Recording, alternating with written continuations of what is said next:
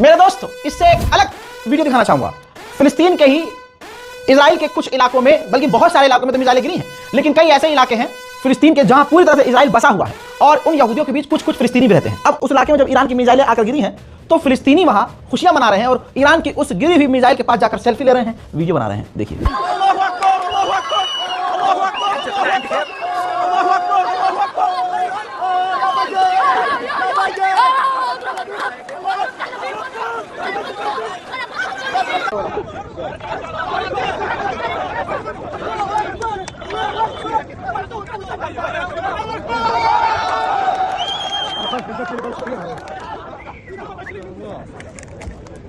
वहीं मेरे दोस्तों, इजराइल का एक गैस प्लेटफॉर्म भी पूरी तरह से डैमेज हो गया है ईरान के हमले में। देखिए, बड़ी बात यह है कि जैसा दुश्मन कर रहा है अब ईरान वैसा ही कर रहा है। जब इजराइल कहीं हमला करता है तो अपने साथी को बता के करता है, अमेरिका को, कि भाई हम ये कर रहे हैं, ये कर रहे हैं, ऐसा कर रहे हैं, वैसा कर रहे हैं। ठीक इसी तरह से ईरान ने किसी को कुछ नहीं बताया, लेकिन अपने बेस्ट फ्रेंड रशिया को सब कुछ बताया कि हम यहां हमला करेंगे, इतने बजे करेंगे, इस ग्रेड पर करेंगे, इतनी पावर पे करेंगे। और रशिया ने भी खूब दोस्ती निभाई और बात लीक ही नहीं करी। और उसके बाद जब ईरान ने हमले किए तो इजराइल में इतनी बड़ी तबाही मची है। यह पहली बार हुआ है कि ईरान की मिसाइल और रॉकेट पूरी ताकत से रास्ते में रोकने के बावजूद पूरे इजराइल पर मिसाइलें दंदनाती हुई गिरी हैं।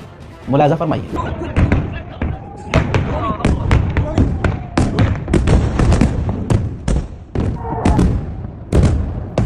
ليه مثلا؟ المطار دخل المطار. يو المطار دخل ليه يو المطار. الله اكبر! اطلع فوق شاف فوق. الله اكبر! يا رب الله. الله اكبر! هذا صاروخ عندنا فيه اصابات هنا. هذا صاروخ عندنا شهداء هنا.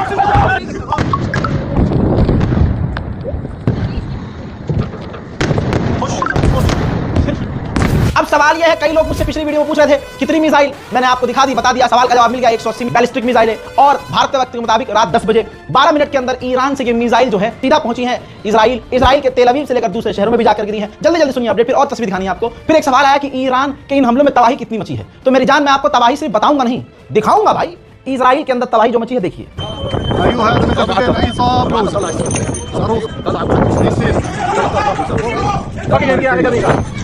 الله 15 متر يمكن شوي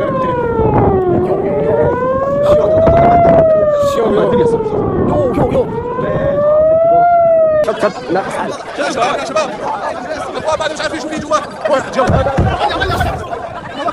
हुजूर, यही है मुसलमानों में और गैर मुसलमानों में फर्क। जब हमला होता है तो अगर मस्जिद के अंदर मुसलमान हो तो मस्जिद छोड़कर मुसलमान भागता नहीं, सोचता है अल्लाह के घर में शहादत होगी, वाह।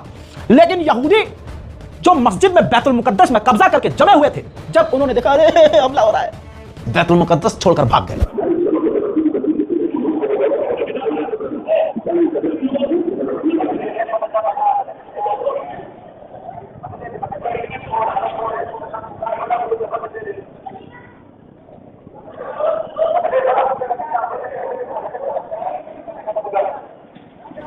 इन तमाम चीजों के बाद, हमला सहने के बाद, इस बार तो इजराइल वो बात बोल गया जो बात ईरान बोला करता था। इजराइल ने कहा कि हम तो पहले से तैयार थे भाई, हमें तो पता था ईरान ये करने वाला है, हम पूरी तरह से अलर्ट थे, हमने ईरान की बहुत सारी मिसाइलों को रोका है, दुनिया ने देख लिया बाबू तुम कितनी मिसाइलें रोक पाए हो। दूसरी बात उसने ये बोली कि हम सही समय पर सही वक्त पर इसका बदला लेंगे।